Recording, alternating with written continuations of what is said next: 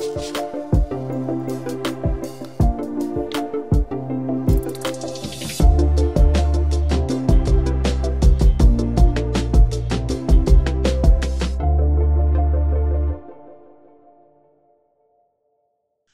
to How the World Works. I'm Kevin Williamson. I'm a writer in residence at the Competitive Enterprise Institute. And this is a podcast where we talk about work and the jobs we have had, the jobs we currently have, and what work means to us, what it means in society, not just in the economy. And we have all sorts of interesting people on the show from time to time. And today's guest is someone I've been looking forward to talking to for a while. He is an interesting guy in the sense that he is a very bookish kind of guy in a non-bookish kind of job, is a serious reader of Shakespeare and Cervantes and the Bible and other things. And his name is Joshua Bresnahan. And Joshua, you work as an airport baggage handler. Is that correct? Yeah, that's correct. I like to think of myself as a metallic pterodactyl or industrial dragon wrangler. Industrial dragon wrangler, or a stevedore of the skies. Yeah, an avian stevedore. I like that. Yeah, so you load and unload airplanes. How'd you get into doing that? I saw an advertisement in the newspaper 17 years ago, and it said "See the world," and that's all it took. And I applied for the job, and I was fortunate enough to get it, and I've held on to it for about 17 years now.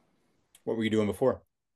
I was shucking oysters in on a daily basis, and every day at the end of shucking oysters in Ipswich, Massachusetts, you would get a paycheck, and they paid you by the day because they did expect you to quit by the end of the day. So an unpleasant job shucking oysters, then. Yeah, you could say that. The smell wasn't exactly pleasant, but before that, I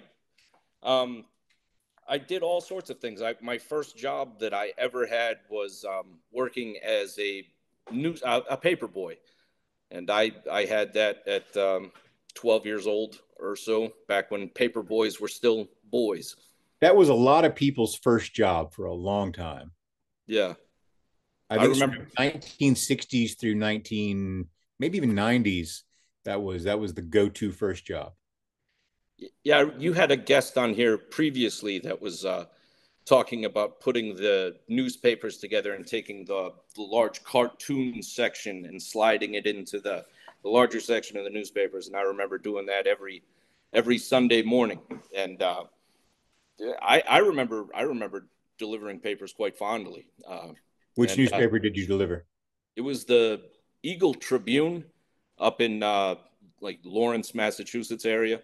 Mm-hmm. And had a paper route of about 150 people or so, and it was, it would drag the wagon behind you loaded with newspapers, or have the double bag strapped over your shoulders as you walked around, and it was a lot of fun. Even as a kid, you would walk into the local bar, the smoke-filled bar, and you would get your $4 for the subscription, and I think of that, and I did that as an adult too when I lived in West Virginia, and stacked the car full of newspapers, which was made it a little easier than the wagon. So if you had 150 papers to deliver, that's too much for a bicycle. You'd have to walk with that one. Yeah. And you started doing that when you were 12. How long did you keep doing it? Up until it was for a few years, because I remember the first time I ever asked my mom for a comic book, she said, "Well, it sounds like you need a job," and right. And it was, and even my parents would instill in us the value of work when we were younger, and it would be a weekend thing. The whole family would get together, get up really early on Sunday mornings, and before church, everybody would pile in the minivan and just deliver newspapers together. Yeah. So I'm interested in jobs that come along with sort of complicated logistical problems. I spent a bit of time out at the Port of Los Angeles and kind of watching them work and figure out how they move stuff around. And airports seem to me like a very interesting place for all sorts of reasons. One is because they're at this terrible juncture of free markets and bureaucracy, where you've got the profit motive at work with the bureaucratic motive in this weird kind of closed um, almost hermetically sealed managed economy of the airport and that heavily regulated industry. You've got people who are just there for purely transactional purposes, purely transitory purposes. They're trying to get from one place to the other. No one goes to the airport because they want to. There are restaurant or airports that talk about how good their restaurants are. We've got this or that or airport. Nobody goes to the airport for anything other than for going to the airport. And then there's the mystery of baggage, and which I think you know something about. So tell me interesting and weird things about being a baggage handler. It is incredibly hard work.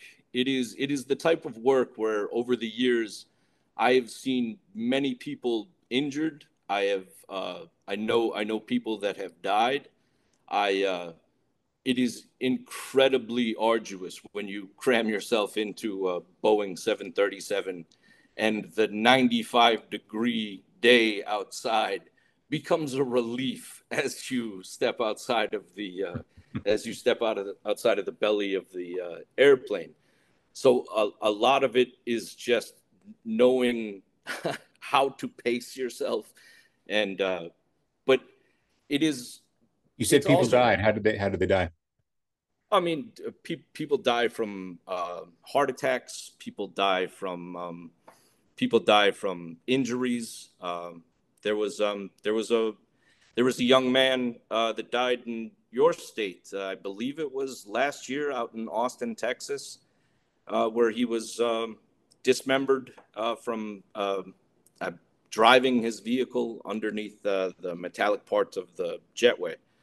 And it's just one of those things. You if you lose one moment of concentration, terrible things can happen. Just the other day, like when one of my favorite dimensions of the job, for whatever reason, is pushing an airplane back, because the connection point of the truck to the airplane is a double pivot point.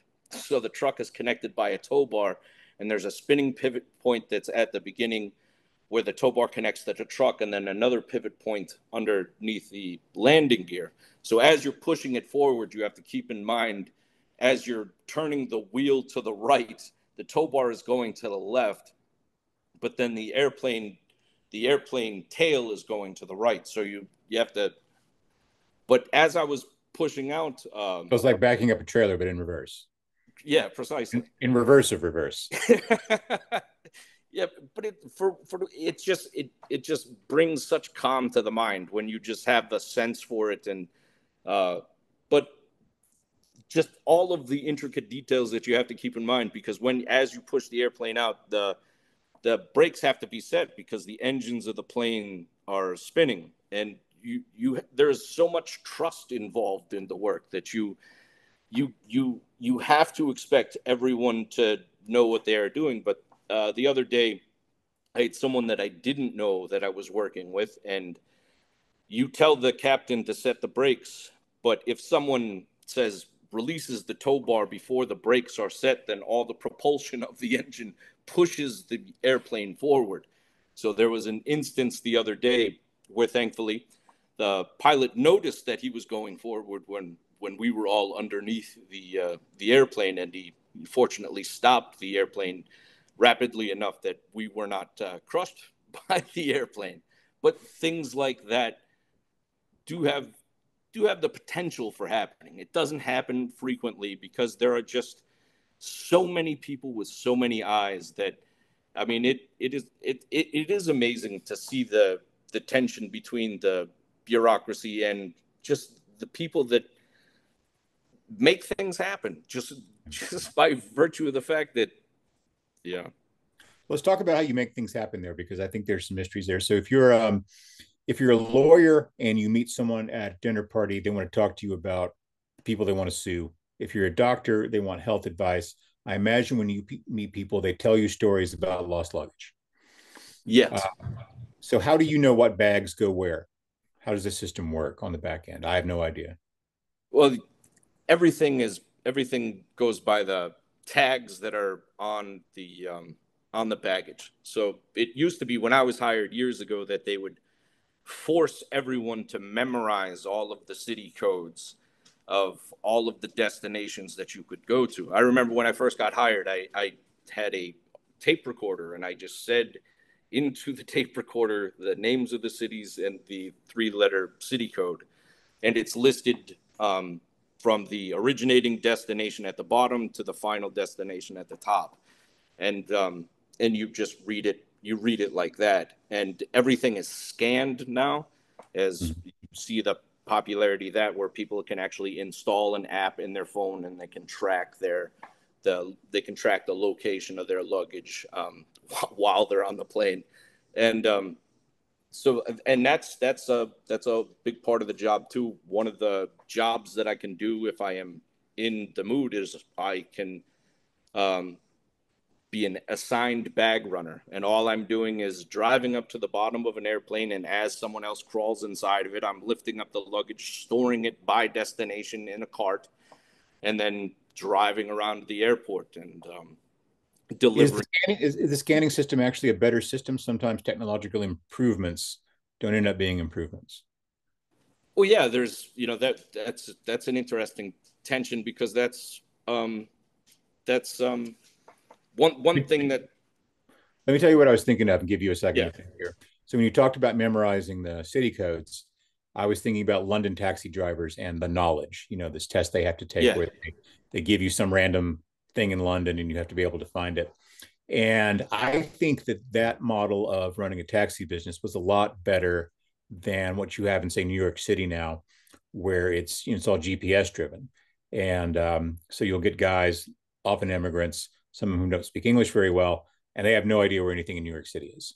And I used to live next to City Hall, and I would tell taxi drivers all the time, take me to City Hall, and they'd be like, we don't know where City Hall is. We don't know where the Empire State Building is. They didn't kind of know basic stuff about the city. And I think GPS navigation is one of those rare examples of technology actually making a business worse, maybe more efficient in some ways, but certainly worse from a consumer point of view, because you've taken the human element so entirely out of it that the taxis are being driven by people who may as well be visitors to the city themselves, which is a long way to get around to asking you about your technological situation there that I asked about earlier. Well, yeah, and that's one of the fun aspects of my job, is to see the generational differences between people, because you have the old guys that are there that have been working there for 30 plus years that do not, they won't even use the scanner, and they just want to do the way that they used to do it, which was to develop their own route, because there are things to consider, whether or not, as you're departing an airplane, because you'll have a pocket telephone that you secure in the truck that you're driving that will tell you the next destination to drive, but it may be telling you to cut across a lane of traffic that, so there will be routes that men or women will want to take that are with the flow of traffic rather than against it. And there's all kinds of considerations in trying to dodge all of the various vehicles that, but it's really like when you said that about the London knowledge, there's, now they have an algorithm that does flight assignments now, where they used to have what we would call a lead or a crew chief or something like that, who was present in the break room, that had arrived at that position, partly purely based upon seniority, but there's also just that element that he has been in the airport for so long, where that person knew how to handle the difficult situations with weather and with problems with adequate staffing and all the rest of it. And he could anticipate things going forward that the algorithm can't anticipate, because the algorithm is all just looking at pure efficiency. When are you going to be done with when is the expected time that you're going to be done with the task that you've been assigned? Never mind all of the exigencies that take place while you're accomplishing that task. So, I mean, that's when you said that before, I started thinking about that. But it's not just a place that just has commercial airline or restaurant businesses. It's fascinating to see all of the people that accomplish their own business endeavors at the airport. Like, I used to work in Boston. I started at Logan International Airport, And there were a number of Dominican guys that would come into, and you would be able, if you didn't get a haircut, throughout the week and you were stuck at work, you could go to the locker room and there would be a guy with a black trash bag, and he could give you the best haircut that you've ever had in your life right there at work. Or, people selling jerk chicken or pupusas. And it's so fun to see like the amount of hustle and desire that people have, not just to make money through hourly wage, but, through their own creativity. So these are people who were serving the airport staff. Yeah. Yeah. I remember I came across a wonderful story in the Wall Street Journal a while back of a guy who was a barber in Dallas or the Dallas area, and he did fine, but he wasn't really he wasn't happy with his income and his work situation. So he got into his head to buy a little camper and set up a mobile haircut studio and took it out to West Texas to the oil fields. Where these guys are living out in tent cities and stuff, and they're not close to any place to get a haircut. And I may be misremembering the journal story, but I want to say they say he made $170,000 his first year of doing haircuts, as Yeah. whatever he'd made working in a barbershop before that. It is always nice to see that sort of thing where left to their own devices, people will innovate and figure out how to be of service to others and make a living that way. Do you like what you do? Do you enjoy your job? It sounds hard. I love it though, for whatever reason. Just the amount of time during the day that I spend laughing, and the amount of time that I spend during the day being as loud as I want to be. I can be a very loud person, and it just feels so good to roar, and it is that type of environment where you can be positively ebullient, and nobody can hear it. There's roaring jet engines everywhere, and how is your hearing? It's not the best. It's not the best, but I mean, what does it matter? Like I can hear you, Yeah. but but you see every year they require you to go take a hearing test, and every year the company doctor tells me that my hearing's improving. So, Right. Something I always liked in jobs I had before the kind of stuff that I do now. For when I was in college, I ran a composing room for a newspaper for Texas Student Publications, doing paste up and plate making and stuff like that. And there was a certain satisfaction about making things fit together. Of having this, not we're not talking quantum physics problems here, but these problems you had to figure out, sort of spatial relation problems, often making something fit into a space. How do we get this thing done? And some of it was mechanical stuff, of keeping machinery in working order and that sort of thing. And there was something that's really satisfying about doing that kind of work, at least for a time. I don't know that I've enjoyed doing it for 20 years or 30 years or however long it's been since then. There must be something really satisfying about your work in that way. How do we solve this particular set of problems? There's the kind of basic problem of we've got to get bags onto and off of airplanes. But out of that basic problem comes a whole big set of much more complicated problems, I have to assume, involving this vehicle versus that vehicle, and which routes do we take from this plane to that plane before we go back to drop them off, and that sort of thing. How much of that is part of the satisfaction you get out of your job, or is it just throwing stuff around and being loud?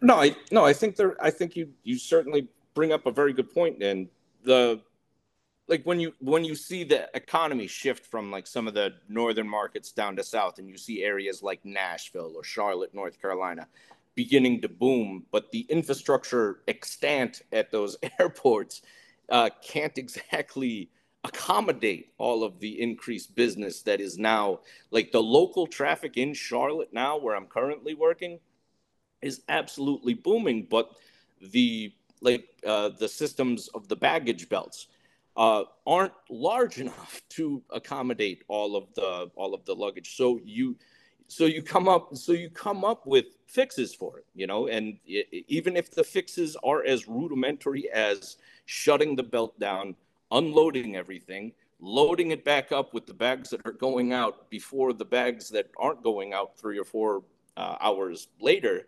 And you load it back up, and you have to do that, and you have to, I mean, and it's all really hard work, but it is a testament to human ingenuity that you make it work. And it's not so much that there is like a careful thought process behind it. It's just that through experience and through the insistence that it has to work, because that is your job, and the interesting thing is that, like, there is nobody present that is telling me what to do. You periodically, you do have the managerial supervision that will pop up, but it's more often than not, it is just people so accustomed to what they do every day that just find a way to, even with inadequate infrastructure, to just make it happen. Yeah. So you and I haven't met before this, haven't had a conversation before this, but we have corresponded some, and you've written often about what you're reading. And you also do some live reading, I guess, for the internet, make videos of yourself reading things, which I watched, which one of those earlier, and it was pretty fun.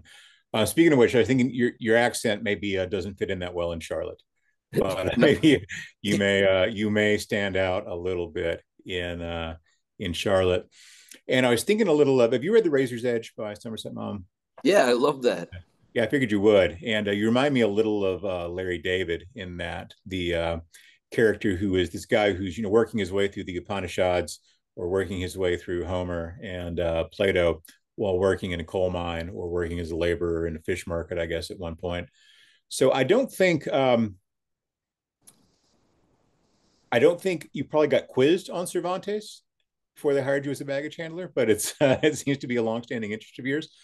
Tell me about Cervantes. Um, though when I found out that you had agreed to have a conversation with me, I was rummaging through my various readings and trying to come up with something. I needed to read something so that I could have some basis to have a conversation with you, a foundation. And uh, like the Dialogue of the Dogs by Miguel Cervantes reminds me a lot of what your project is here, because it is essentially two dogs that are having a conversation, and Berganza and Scipio. And Scipio is kind of like the psychoanalyst of the conversation, and he's prodding at Berganza and asking about his job history, and Berganza's telling him about how he first worked for a butcher, and then he worked for a theater company, and then but the dog is always going from one master to another until he finally ends up at a monastery collecting alms in Seville. And it's a brilliant. I read an essay on JSTOR by a guy named L.A. Murillo, and he described the short story as a pedagogy in action. And it is a brilliant play. Cervantes kept it in a group of short stories that he called novelas ejemplares. I hope I'm not butchering that in Spanish, but it's a combination of like the Italian kind of bawdy story with Aesopian fables, and it's an interesting way to try to go about teaching a lesson by including just enough fun and bawdiness where you don't really realize you're actually learning life lessons as you're going through the story. Yeah. I can think of two occasions that leap to mind where I've really disappointed people who assume that I spoke Spanish because I'm from Texas. And one of which I was sent to the Dominican Republic to do a story a long time ago. And then a couple of months ago, I was down in Eagle Pass doing some research on the border and chatting with a guy down there. And I was trying to say something, and I just butchered, of course. And I said, I don't really speak Spanish. And he said, yeah, that's apparent. That is apparent. What else are you reading? Um, well, I thought that I thought one thing that I am fascinated by is the the political aspect of Shakespeare, Mm-hmm. uh, politics in the sense of what did have you ever read Alan Bloom's and Harry Jaffe's Shakespeare's Politics? It's a collection of essays that they wrote, but they defined politics in there the something like the maintenance of human dignity or something like that. The political involvement where you know people the public activity and but I lost my train of thought. But I'm really envious at your ability to not have as a discursive as mind as I do sometimes. Well, But I have editors, so they help me stay on sometimes. I have read that book. It was a long time ago. I also have another book that I just got that I haven't read yet that I've been meaning to, and I'm blanking on the title. I think it's called Shakespeare and Tyranny or something like that. yeah. And so I'm looking forward to reading that because I've been, writing this thing about the American presidency and kind of linking it to similar political offices throughout history. So I'm looking forward to Shakespeare's insights on that.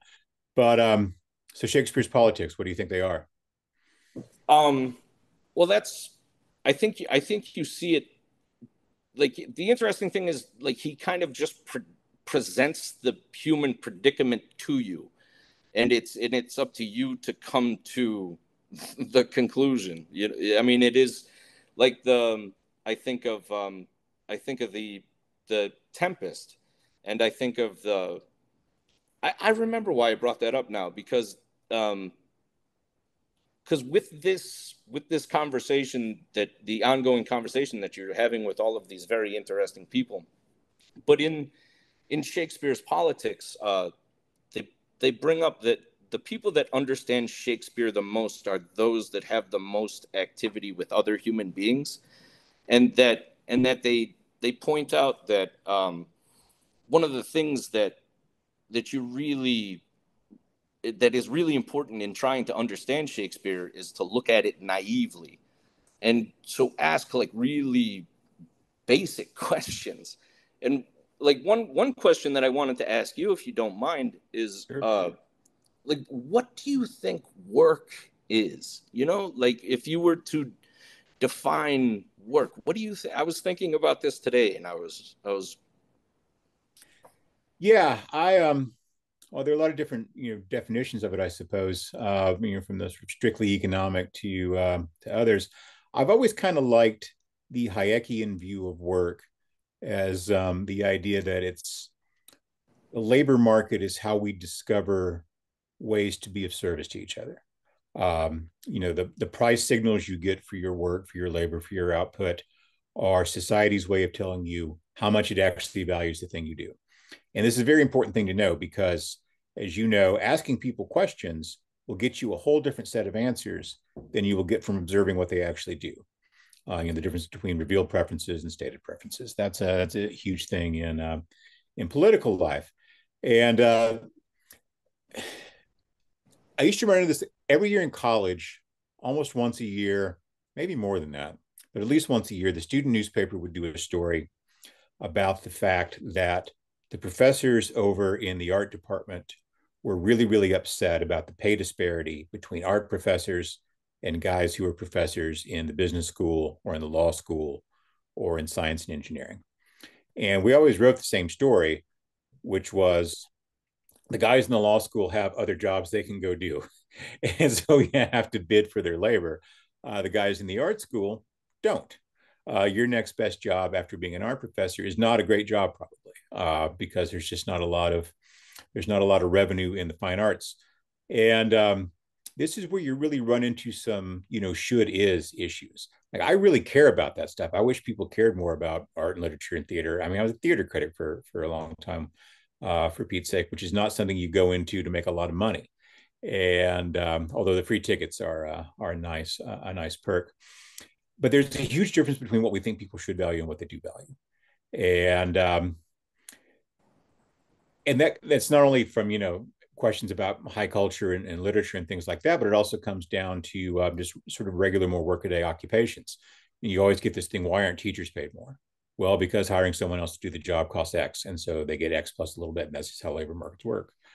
Um, there are times when I think that the air travel business writ large, um, it seems to be maybe a dysfunctional market in the sense that there are people out there who would pay more for a better experience that's not necessarily available. Um, I mean, you can pay more to fly business class or first class or whatever, but that doesn't really get you out of the stuff that you hate about flying. It just gets you a more comfortable seat to sit in. And I've enjoyed watching the kind of bidding war that's sort of happening where first there's TSA pre, then it gets to be too much TSA pre. Everyone's got it, so the lines back up. So now there's clear, and clear costs more. But now clear is getting backed up, and I'm waiting to see what comes next. But whatever comes next, it eventually will get more popular. Then it'll be something else. And if there were a world in which my airline ticket cost 4% more because they improved baggage handling, and I didn't get my bags lost when I was in Switzerland, which happened a while back. Um, I would like that world better, even though it'd be more expensive. I mean, there's this whole economic story, about deregulation in the airlines. It's kind of a race to the bottom because everyone just competed on price. Because most people who fly on average fewer than one time a year. So like most of the people in the seats are taking the one trip they take every year or every other year. And so they're just really, really, really price conscious. They just buy the cheapest ticket they can get to grandma's house, and that's it. And then, 20% of the people who provide 90% of the profits, of course, for the airlines are the people who are business travelers and regular travelers, pardon me, who are there more frequently. So there's not a space between kind of American Airlines and having a private jet. If there was something kind of in between those things that was more within my price range, I might opt for it. I was thinking, another thing of technological change that maybe has impacted you or impacted. I used to use impacted as a verb. Man, I hate myself. All this that's just terrible. But has had some influence is internet-based direct-to-consumer sales in luggage. So once upon a time, there was a lot more variety in luggage, I think. And you've seen a few companies like Away that have been very, very successful. And now people have exactly the same bags, which must be a challenge on some ends. Maybe not for yours so much because you're scanning them and things. But I was just talking about being in Switzerland and getting some bags mixed up. There was a woman who had an Away bag that was exactly the same as mine, and I ended up with her bag. She ended up with my bag, and she had some presentation to do the next day and didn't have clothes to do it in. And I was there for a wedding, and I had a tuxedo and stuff. We ended up figuring out a way to get together and switch our bags, which involved about a $300 taxi ride from one place to another and back, and some other things. But it got done. But I have to imagine that there's a lot of the overall customer experience when it comes to dealing with your bags at airports. It doesn't really have much to do with what you do.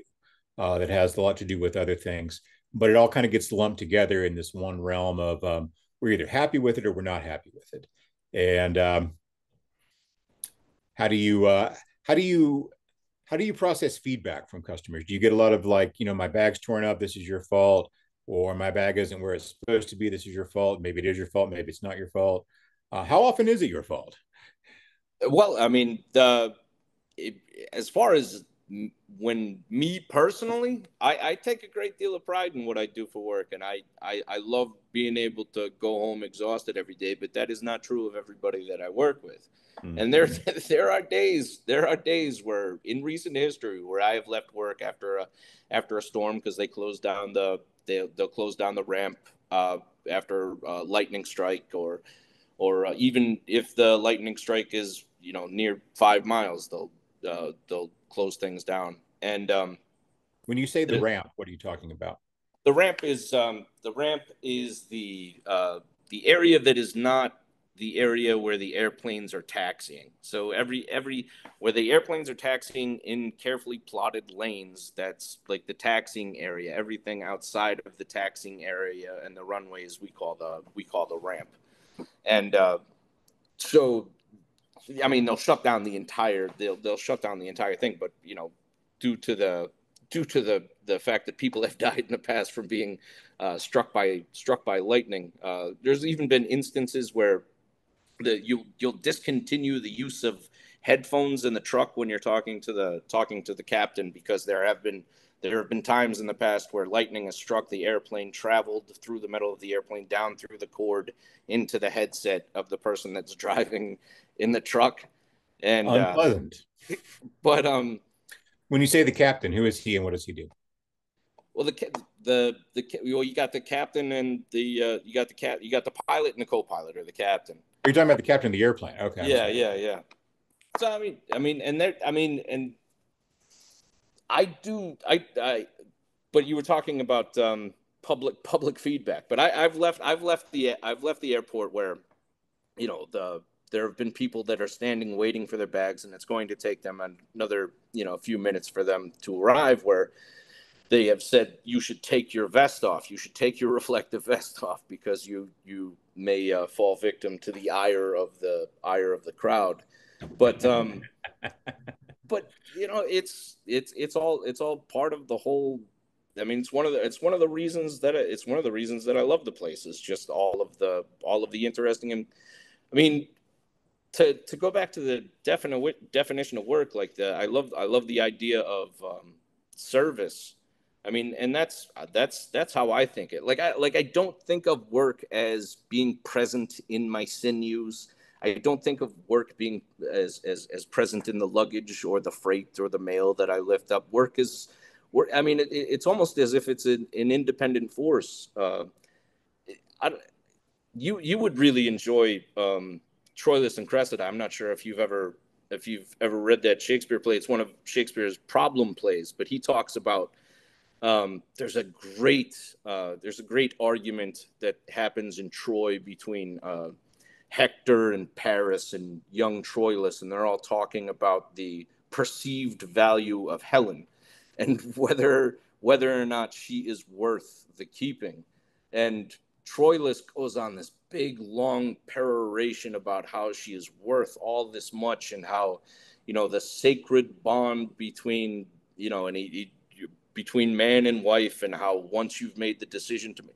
And this is the same guy that just is about to either just had or is about to have an illicit affair with Troilus, and then allows her to go to the Greeks.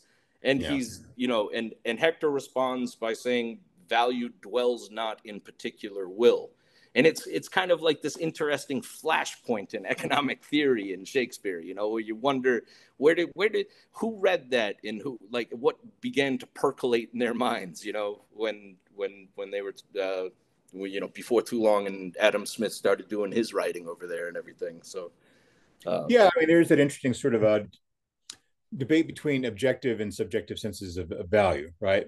There are people say this is, this costs X, or it's worth X because these are the inputs that went into it, and the person who built it had to be trained in this way and educated in this way, and therefore this is worth more than that because the inputs for that thing weren't as expensive and didn't require as much expertise or whatever. When in truth, things are just worth what people pay for them. Yeah, and that's just how markets work. And but it's not to entirely discount the idea that there may be more objective senses of value. This is not an economic question, right? It's like the value of a painting is not the inputs. It's not what the paint cost and the canvas cost, or even what training the artist cost. It's something separate because this particular thing speaks to us in a particular kind of way, and there's no real way to calculate that. In the same way, the value of a book isn't what it costs to print it, or what you paid the writer. It has an interesting set of problems. If you weren't doing this, by the way, I think you should write a book about airports and being a baggage handler. I think that would be a really fun book. Maybe it'd have to be fiction though. You can't write a nonfiction book about this. You have to write like a novel about this. I remember when I was one of my first jobs, I was working at Burger King, and I was too young to really start the project then. I was, I guess, 15, but I really thought that, I'm sure there must be 100 television shows that are based on restaurants or workplaces, but I really thought that particular cast of characters would make just a terrific sitcom of some kind. And I have to imagine that there's a novel of the airport somewhere out there, and maybe you should do it. Well, I sat down and wrote a book last year, but it's more of a collection of essays, kind of experimenting with various voices, whether or not it's first person or third person or whatever else. But What do you um, call it? I haven't come up. I just wrote on Substack and just had various titles for different kinds of essays, whether or not it's in Boston or in Charlotte. But I call I myself. always start with the title. I'm like Andrew Lloyd Webber. I start with the book cover, and then I write the book. Yeah. Someone Well, described him once as being a logo first composer. yeah. I've thought about. I'm experimenting with 4 cents, just because of my fascination with English from 4 centuries ago, kind of playing on my 2 cents a little bit. But Mhm. but that's what I've been calling my Substack. But I vacillate back and forth between being incredibly proud and being terribly ashamed at what I write. You and me both. Uh, every now and then, well, today I had a mistake in a piece, and I will lose sleep over it. I hate making mistakes, and it bothers the heck out of me. If you weren't doing what you're doing now, what would you like to be doing instead if you had a different kind of job? Or out of the other jobs you've had in the past, which ones do you maybe sort of miss or think maybe I should have taken a different path? I would love to get to a point where I was able to read and write for a living, and I don't even know what that would involve. Like, it's not.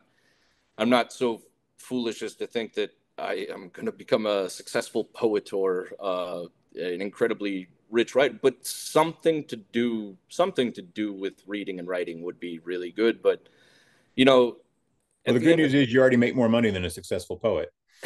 yeah, yeah, I keep thinking of uh, keep the aspidistra flying with the guy that doesn't want to become the guy that doesn't want to get into advertisement, and he wants to be a poet.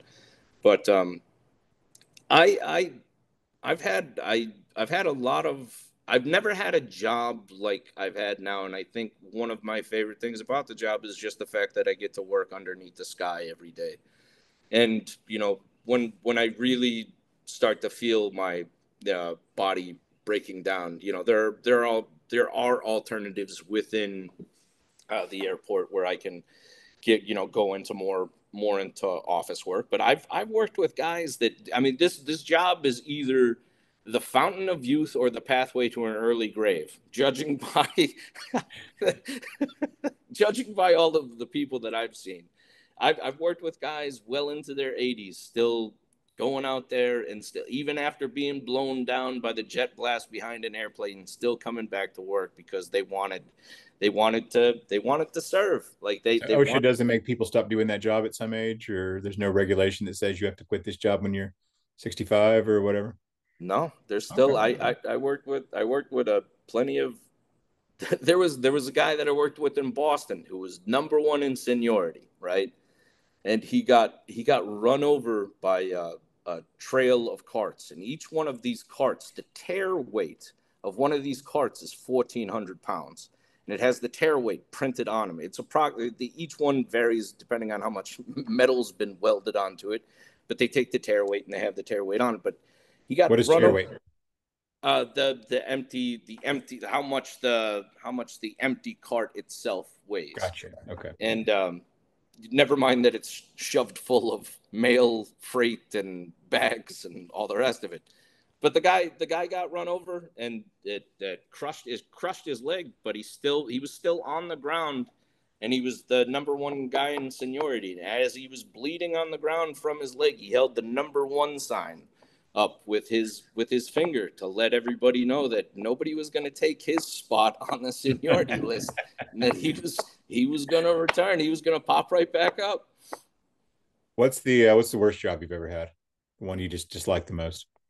Um, I was once a cashier at a adult video superstore in West Virginia, And I think that is easily the worst job that I've ever had. It was so bad that I worked one shift, and at the end of the shift, I didn't go back to get any money whatsoever. It was a terrible, terrible place. Sounds like maybe some bad decisions and unhappy life events led up to that job. How old were you when you were doing that? I was must have been uh, teenager or early. It must have been late teens or something like that, early Yeah. 20s. I don't know. How'd you What do end you, up in West Virginia? we moved there, believe it or not, from Methuen. We were living in Methuen, Massachusetts, north of Boston, right up there on the Massachusetts-New Hampshire border. And I kept getting, me and my brothers kept getting mugged on our paper route that we had. So my dad got a job offer to go down to West Virginia, and he figured that it might be better for his family down in West Virginia. So we went What down kind of to work did he do? my dad's a retired Episcopalian minister, Gotcha. and my mom was a pharmacy tech at the time. What was it like growing up with a minister for a father? Um, I mean, it's even Episcopalian, it's got to count for something, right? yeah. Well, it's I love the acts. I loved having access to books. There was always a pretty beefy library at the house. So that's how I ran into William Somerset Maugham. He had a copy of Human Bondage. Have you ever read A Christmas Holiday by William Somerset Maugham? I have not read that. No, is it worth it? That that is a fantastic novel. That What that happened? is it's about a shy English kid that finally reaches the age of 18, and he's allowed to go to Paris by himself. And he goes to Paris, and his friend that he grew up with, that is an orphaned young man, is off at college by himself, and he's been reading all of the philosophical nihilism that's percolating up in the late 1800s and early 1900s and whatever. And as he goes and meets him, um, he's preaching. I forget what the especially violent and vile Polish guy that was connected with the Nazis, but he's a big devotee of him, and he's just a really disgusting, violent person, and he's trying to preach the nihilistic message to this young man. But he's an incredibly kind-hearted dude, and they end up going to a brothel in Paris, and they meet a young woman that is in the brothel, and she's running away from the Bolshevik Revolution, and uh, the whole novel is essentially the young man learning that woman's story, and it's such an interesting device to tell a story. Is that it's all leading up to just the history, and they go to the Louvre together, and mom's got all those beautiful descriptions of paintings and everything all throughout, and so like they're walking through the Louvre, and he's describing pictures of Chardin and all kinds of like fascinating pictures that you kind of Google afterwards and look them up and get an idea what he's. It's such a beautiful story. How much of work is your social life, or how much of your social life is work? I find that for me, um, there are periods when I don't have much of a social life outside of work, that in the sense that most of my friends and interactions are at least at some level professionally related. And then I've had other periods in my life, like right now, where it's there's much more of a separation. I suppose partly it's driven by whether you're working in an office or not, um, or working at a workplace or not. And how's that for you? Do you does your days quota of human interaction, is it mostly at work or is it mostly outside of work? Yeah, it is mostly at work, but I mean, and I think it's also partly my personality. I do kind of have um a suspicious and cynical streak to me where I don't I'm not that great at trusting people, and it takes me a while to warm up to people and whatnot. But I I've been down in Charlotte for 10 years, and it's getting to the point now where um, I do very well at work as socially, and it is I know people through work that you go out on the boat together on Lake Norman, and you there's all kinds of fun things to do, and but yeah, it is. I mean, it is essentially that. I mean, that's the challenge, is trying to find something to do outside of work uh, that is social. I keep going to different churches, but I don't think that there is a denomination out there for me. But Why is that? What are you looking for that you're not finding? I, it's yeah, I suppose I do just need to just stick with something. But it is I think I just have a strange personality. uh it's I'm neither Roman nor Volscian. I'm Caius Marcius Coriolanus. Yeah, well, that's my favorite of the plays, as you may know. But if someone's really good at your job, what makes them good at it? I think the key to everything is I think the key to everything is praise. I think the key to everything is just insisting that you're having a good time, that you're living the dream, and Well, I that mean, the characteristics of his work, is it is it creativity? Is it persistence? Is it brute physical strength? If you see someone who's really good at doing what you do, what quality does he have that makes him good at it? well, I think just being aware of I think the key aspect of the job is being aware what everyone else is doing at the same time of being aware at what you're doing, because that's how everything works. There's so many different little jobs that need to be done just by the simple performance of an airplane pulling into the gate. The tires need to be chalked, the power needs to be plugged in, the air conditioning needs to be hooked up to the bottom of the airplane, the potable water needs to be changed, the catering needs to go up to the top, the belt loader needs to be pushed to the side of the airplane, somebody needs to go inside of the airplane, the people need to pull up, and there's so many different moving parts, so many different moving vehicles, so many, and just being aware of, because if something's not being done, it needs to be done, and it needs to be done promptly. So Yeah. I think that's a really key aspect of the job, is just being aware. Having the wider view of things. And which is worse, hot days or cold days? I would say cold days. Cold days easily. Cold days. Having worked in both the incredible humidity of North Carolina and the cold of the Atlantic Ocean at Logan International Airport, that's just built on top of landfill with constant, 20-mile-per-hour winds.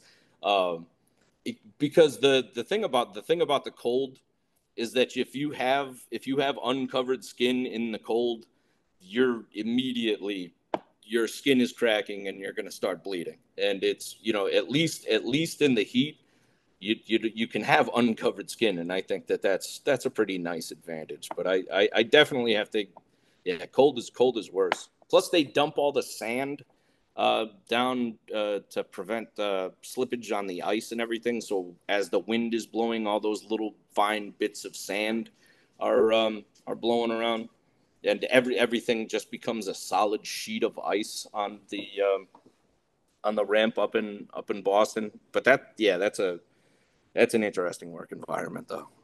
What makes an airport good to work at versus one that's not good to work at, Yeah. Um, besides the weather? well, I mean, you can see it like, I would be much more, I like it down here because it strikes me as kind of like um, a free for all, even though the FAA is present, and but it kind of strikes me as a more free form.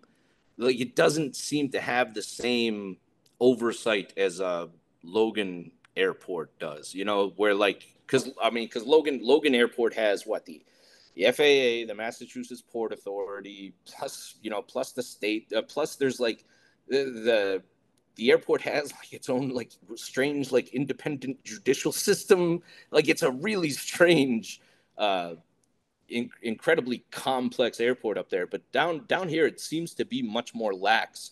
And I think that could be one of the reasons for the economic, or at least the relative economic success of Charlotte Airport. I mean, Charlotte Airport's ranked in the at least in the top 10 in the world right now. Mhm. Well, as it turns out, the South is very southern. Yeah. Back. Are you an airport connoisseur? I know you've traveled a fair bit. When you travel through other airports, do you sort of judge them? Yeah, I like, you know, I like the airports where the subways pull directly into the airport, so you don't have to be dependent on renting a car or anything, and you don't have to have those kind of concerns. So you're like your Chicago's or your DC, you know, those kinds of airports where you can just, you know, and even Logan's good in that respect, even though you have to catch a bus to get to the subway, or take the Silver Line to South Station, which is, I guess they technically consider part of the subway, even though it's a bus. But yeah, I mean, those types of airports that just have an ease of access to the transportation in the city, or I don't know. I mean or I like I don't know. I lost my train of thought.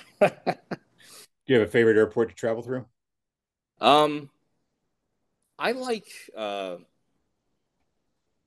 I like being in I like being in London. I love England. Like the seeing like all the big giant 747s, and I mean you really do kind of get a sense for, you know, what the I'm so glad you said stevedores early on in the conversation, because you really do get a sense for like the scope of airline travel. I mean, because it is kind of the equivalent of what, you know, Shakespeare and those guys would have experienced, you know, being around all of the old shipwrights, and, you know, all of the passenger traffic and cargo that was going on in the Thames, you know, Mhm. and like the airport's pretty close to an equivalent to that with all the Yeah. cast of characters. So you more of a Heathrow guy, more of a Gatwick guy? Heathrow. Gatwick has its charms as well. I think there's something to be said for Gatwick. One time was traveling back to the United States from India, and I had to take just the world's cheapest flight home because I was a young journalist and I was very broke. And my I transited through London, but it was I guess I landed at Gatwick and then connected out of Heathrow. So I had to take a car like all the way across town, which probably eviscerated whatever savings I had by doing it that way, because it was an awfully expensive taxi ride. But I remember it being just a crazy, crazy, crazy day of doing through that. But yeah, between the two, maybe it's because I'm still basically a small city guy. Um, I get lost at Heathrow. I find Heathrow a little bit confusing sometimes. I'll go the wrong way. I was just in Scotland not too long ago, and I went through Heathrow to get there, and I took at least one wrong turn and ended up someplace I didn't want to be, and experienced significant delay as a result of that. So hey, I'm just not smart enough for airports. I'm good at other things. I'm not good at navigating airports. It's very frustrating for my wife, I think, who is a sort of natural at this kind of thing, and she's the sort who runs kind of through the airport. She, marches through really quickly. And she's also the type who gets there like 20 minutes before her plane's boarding because she's confident she'll be able to get through. Whereas I'm the 3 hours before the flight guy, maybe 2 hours Yeah. before the flight if it's domestic. I'll sit in the lounge, do some work, write a column, whatnot. And very different attitudes. I suspect that people who work in airports maybe don't have this as much as some other occupations, but I've written a few times that all the world's sociologists and psychologists don't know as much about human nature as the people who clean hotel rooms. The people who clean hotel rooms know about human nature and they're horrified by it almost uniformly. And many of them, I think, would become hermits and mystics if they knew that was a responsibility or a possibility in life. But I imagine airports are up there too. You see people under stress. You see people who are going places for important things. They're going because it's a family vacation, or there's a funeral, or there's a wedding, or it's a business thing.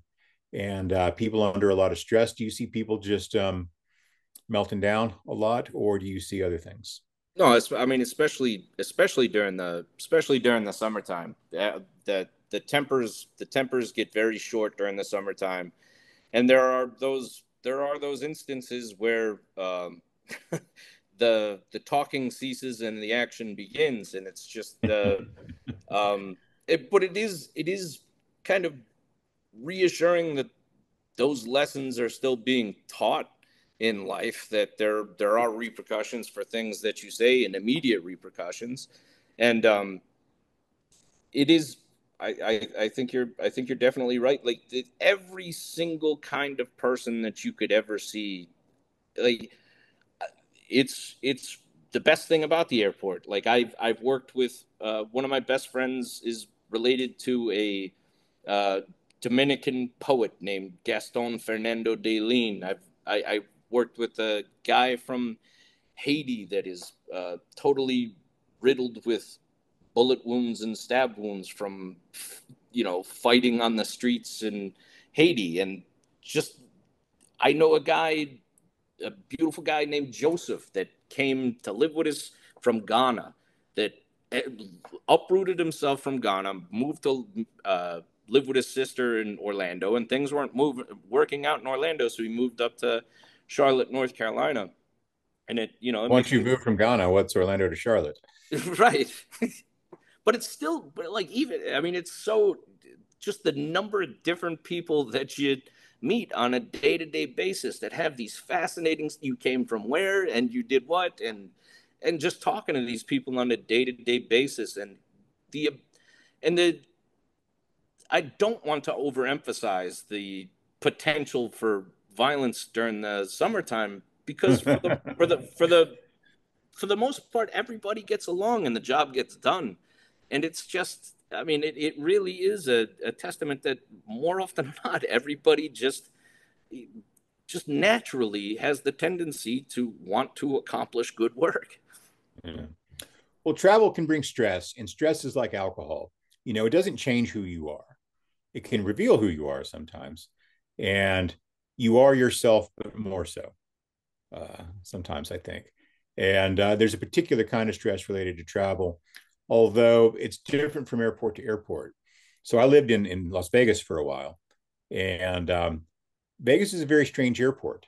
It's a very convenient airport, but if you're landing at 8 o'clock at night, you're on a plane full of people who are drunk and happy to be going to Vegas, and they're singing, "Don't Stop Believing," and it's a real scene. If you're leaving Vegas at 7:30 a.m. on a Monday or on a Sunday, whole different kind of crowd. And there's folks playing the slots at 8 o'clock in the morning in the airport, and it's a very, very different, more literally more sober, but also generally more sober kind of scene. But I have to imagine that, like, not many people go to Vegas. Well, I guess people go to Vegas for business because they have conventions and things there. But most of the travel there still is tourism. But there are places that nobody goes for fun, like that people only go for business, or some reason to be there. No one goes to Philadelphia because, hey, I'm on vacation, I'm going to Philadelphia. It just doesn't work there. I love Philadelphia. I lived there for some time, and it's a great place. But you don't visit there. The W.C. Fields joke about the contest in which first prize was a week's paid vacation in Philadelphia, and second prize was 2 weeks paid vacation in Philadelphia. There's something to that.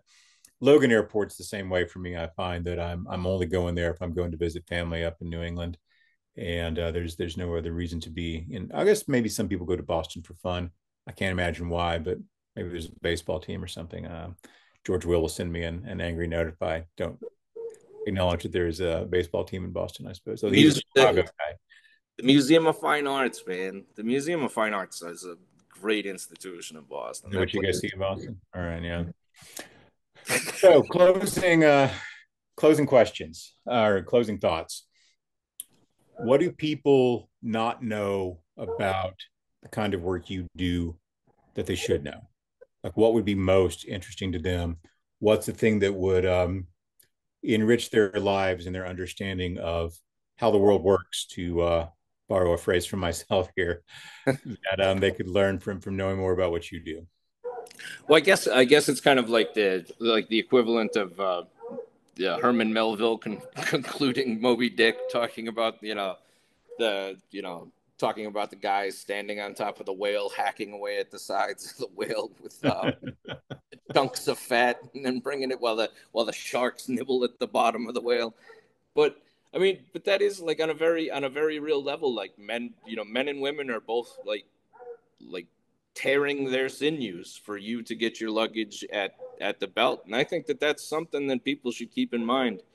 I think is that I there are plenty of people all throughout the years that I have seen tear their biceps just doing that very simple action of people develop tennis elbow constantly. People develop arthritis from being constantly on their feet and adjusting their weight as they move things around.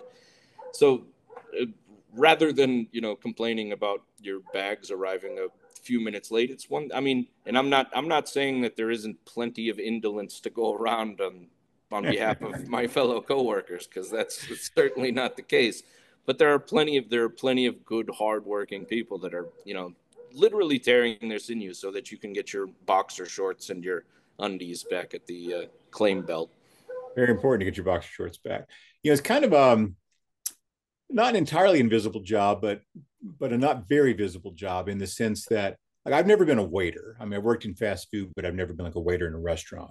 But you interact with waiters a lot, so you don't really know exactly what their lives are like, but you kind of get a sense for the job because you watch people doing it from time to time. You interact with store clerks, you interact with ticket agents at the airport, and that sort of thing. But people don't really interact with baggage handlers. It's all part of this kind of black box, behind the scenes sort of thing. This great mystery of all the stuff that's behind the stuff that we experience. It must be fun to be a part of that and know some of the secrets. Yeah, I mean, and it is. I mean, another aspect of the job is that I like that is that I don't have to interact with the general public if I don't want to. Because one of the jobs is to stand at the end of the jetway and collect all of the baby strollers and all of the luggage that's going to be that is checked, that doesn't have room on the so. But it's nice to have that choice. If I don't want to go up there and interact with people, I can just stay below the wing and breathe in the fresh scent of exhaust. But but it is, yeah, I mean, it is nice to be part of a very interesting group of people and be like I like being a stevedore. Like, I like you know reading um all of the old stuff and thinking like, oh wow, that's like these are the type of characters, like the first scene in The Tempest, right? Where you have like the institution of natural law demonstrated in real time, when all the dukes are on the board of the ship and they're yelling about, play the men, beat, right the ship, prevent us from crashing in the storm.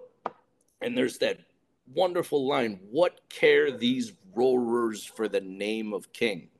And that means both the sound of the storm and the men working. They don't care right now. They're not in the least bit concerned about Yeah. anything. So get below decks. An essay I remember reading, maybe the late 1980s, early 1990s. I think it was in National Review, and the woman writing it was writing about private jets and flying private. And the only point to be really rich, she argued, was to be able to fly private, because the whole point of having money is to insulate yourself from the general public. And as she put it, there is no public more general than the public at the airport. Joshua, thank you so much for your time. I appreciate it. Enjoyed the conversation. Thank you so much, Kevin. It was absolute delight talking to you.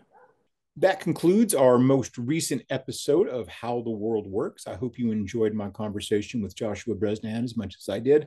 I thought it was a pretty fun one. See you next month when we come out with a new episode. Thanks again.